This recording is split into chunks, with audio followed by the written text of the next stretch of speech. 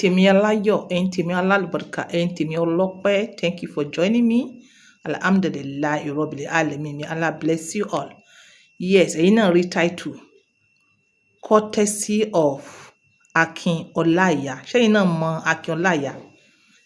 Yes, a Yorùbá film actor. Máa rí picture ẹ̀ láì nísàlẹ̀.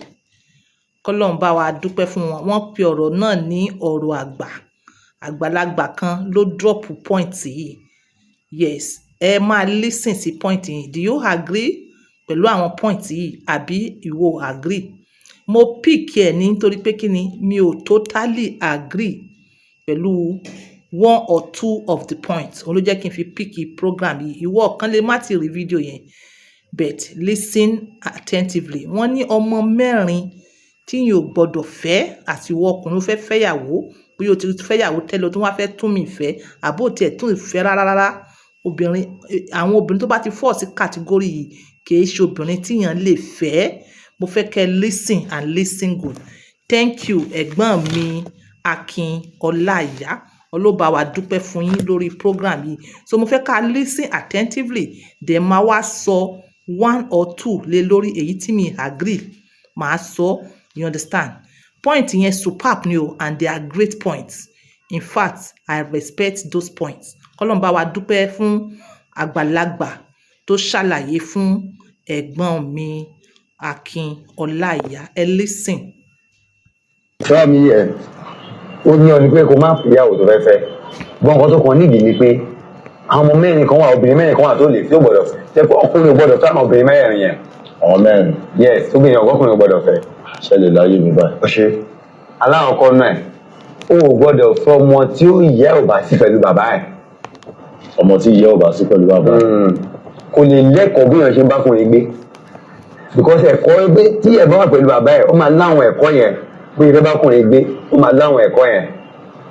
Kí wá ní kejì báyìí? Ẹlẹ́ẹ̀kejì ni pé ọmọ tí ìyá ẹ̀ bá ń jẹ́ ọ̀gá lórí bàbá ẹ̀, ọmọ tí ìyá ẹ̀ ń kọ́ńtrólù bàbá ẹ̀, ó gbọ́dọ̀ fẹ́.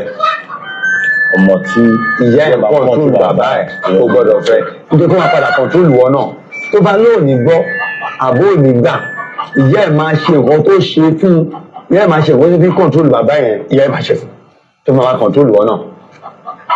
ẹlẹ́kẹta wọn kọ́ báyìí. Ẹlẹ́ẹ̀kẹta ni pé ọmọ tó gbogbo ọjà ayé ẹ̀ṣẹ́ ló fi ń ṣe, kò tiẹ̀ ráyè tiẹ̀ máa fẹ́. Ó fi ìbọjú ayé ṣiṣẹ́. Tó fi ń ṣiṣẹ́, àárọ̀ ó ti lọ bí iṣẹ́, alẹ́ ọ̀sán tó kàn bá pè é iṣẹ́ ni. Orí ọmọ báyẹn tó bá fẹ́ kò ní wúlò fẹ́ máa bèèrè ẹ̀rọ fẹ́ fún mi. Mo lówó mi ọ̀fọ̀ sí nìkan tì nìkan. Ẹ máa bínú. Tí ó bá yẹ pé nínú iṣẹ́ tó ń ṣe yẹn ni ọkọ yẹn fi ń sustain nìkan. Ọlọ́run ò ní jẹ́, Ọlọ́run ò ní ṣe ọlọ́kùnrin tó wọn máa jò pé òun máa ṣàdé iṣẹ́ ìyàwó òun. Ó ní lẹ́nu ọ̀rọ̀ lórí ìyàwó ẹ̀. Ó gbọ́dọ̀ gallant. Kó bẹ lóhun ẹ̀tọ́ ẹ̀ lórí ẹ̀ kó máa ṣe. Yẹn lẹ́fẹ̀ẹ́ máa ń gbé ọ̀rọ̀ gbàgbọ́ pé Kí wá ní kẹrin báyìí? ẹlẹ́ẹ̀kẹrin ni wípé ọmọ tí ò bá nífẹ̀ẹ́ bàbá ẹ̀, àpẹ dáàdì nǹkan mo fi dáàdì lẹ́jà rẹ̀ dáàdì bá wò ọmọ báyọ̀ ṣọmọ tí yẹ kéèyàn fẹ́. Tó bá nífẹ̀ẹ́ bàbá ẹ̀ ṣọmọ tí yẹ kéèyàn fẹ́. Ó padà bọ̀ wá sí orí.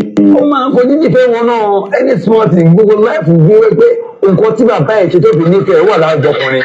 Ó lè jẹ́ wọn bá wí jù ni, ó lè jẹ́ pé kinní kan ni, òun máa padà rí pé nǹkan tó ṣe dáadáa pé kinní kan ni. Ọ̀rọ̀ lẹ sọ fún mi yìí o. Mi gbọ́dọ̀ parọ́ fún ẹ. Ọ̀rọ̀ ni o. Mi gbọ́dọ̀ parọ́ fún ẹ. Sórí ọmọ yẹn, ẹni ọmọ tó bá ti fẹ́ sínú kan mẹ́rin ẹjọ́ kúrò bẹ́ẹ̀. Ìpèsè nítorí èyí o, nítorí ọ̀la ni. Ọlọ́run á gbà fún wa, Ọlọ́run á ṣe lọ́ọ̀yà ara. Tó bá ti yí tírèsì yẹn, ní tó lè fẹ́. Ọlọ́run á gbà fún wa. Àmì kí mọ́mì tó bá délé o. All right. So nǹkan tí mò ń. Ẹ̀yin tèmi ọ̀rọ̀ lẹ́gbọ̀n yẹn. Alákọ̀ọ́kọ́ wọ́n ní ọmọ tí mọ̀mọ́ ẹ̀ ò bá sí lọ́dọ̀ bàbá ẹ̀, ó yẹ kí wọ́n lè yan.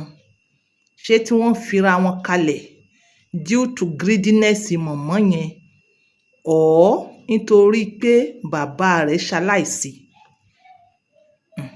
Tó bá jẹ́ pé bàbá ẹ̀ ṣaláìsí ni, tí ọmọ yẹn experience ìfẹ́ láàrin bàbá òun àti mọ̀mọ́ rẹ̀, bàbá yẹn wá ṣaláìsí, irú ọmọ yẹn kọ́ ó yẹ kí wọ́n lè yan. ó yẹ kí wọ́n lè yan ọmọ tó jẹ́ pé bàbá ẹ̀ ṣaláìsí ni tó jẹ́ pé she grew láti mọ̀ pé mọ̀mọ́ òun àti bàbá òun nífẹ̀ẹ́ ara wọn àmọ́ ikú ló sọlé ọlá dahoro, ikú ló bọlá jẹ́. Irú àwọn ọmọ yẹn kọ́ o, ẹ yànnàná rẹ̀ dáadáa.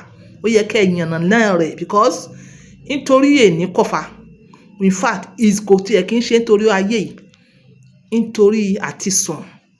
Torí ọ̀pọ̀lọpọ̀ ń gbọ́rọ̀ yìí wọ́n dẹ̀ máa mú lò. Ìyẹn number one. Number two, wọ́n sọ pé ọmọ tí mọ̀mọ́ rẹ̀ bá ń control bàbá rẹ̀ pé wọn ò gbọ́dọ̀ fẹ́. I think I support that point. Nítorí pé according to ọ̀rọ̀ àgbà yìí pé nǹkan tí mọ̀mọ́ rẹ̀ fi ń control bàbá rẹ̀ ó máa fi lé ọmọ yẹn lọ́wọ́. Ẹ jẹ́ ká yànnàná rẹ̀. Àwọn ọmọ míì wà ọmọ alálùbáríkà náà làwọn náà ní obìnrin. Irú ìwà báyẹn wọ́n ti mọ̀ pé ìwà burúkú ni, wọ́n lè mọ́ gbàrú ìwà báyẹn lọ́wọ́ mọ̀mọ́ wọn. Very few percentage ọmọ obìnrin, very few percentage mo sọ o, tí percentage ò pọ̀, wọ́n lè mọ́ wùwà control irú ti mọ̀mọ́ wọn yẹn lé ọkọ tí wọ́n lórí. Àwọn ọmọ míì mọ̀, àwọn obìnrin alálùbáríkà, àwọn obìnrin tó níbẹ̀rù Ọlọ́run, ọmọ tó níbẹ̀rù Ọlọ́run, àwọn ọmọ míì mọ́ níbẹ̀rù Ọlọ́run jù ya wọn lọ àbí bàbá wọn lọ. Ẹ jẹ́ ká yàn. Then number three, wọ́n ní ọmọ ṣiṣẹ́, obìnrin tó like láti ṣiṣẹ́ gidi gan pé at the end of the day ó lè mọ́ respect ẹ̀. Ẹ̀gbọ́n mi Akínọláyà wá béèrè pé tó bá jẹ́ pé irú ṣiṣẹ́ rẹ̀ ó ń mówó wá tó fi ń support ọkọ ńkọ́. Wọ́n ní Ọlọ́run ní jẹ́ ká rí. Yes, Ọlọ́run ní jẹ́, mo like point yẹn náà. Ọlọ́run ní jẹ́ ká rí. Ọlọ́run má jẹ́ ká rí gbẹ̀wù dání ọkọ. Ọlọ́run má jẹ́ ká rí gbẹ̀wù dání ọkọ. As ọkọ tíyàwó rẹ̀ gan tó bá rí ṣe, túláàsì ni kí wọ́n ọkọ náà rí ṣe kó mọ́ fi hàn ìyàwó rẹ̀ pé ìwọ ni ṣùgà bá ń kásánú ilé yẹn. Pé even o lè mọ make owó rẹ̀ but ó sì need láti máa respect point yẹn. Ìwọ̀nba tó bá ń mú wá like tó bá fẹ́ support in her mind.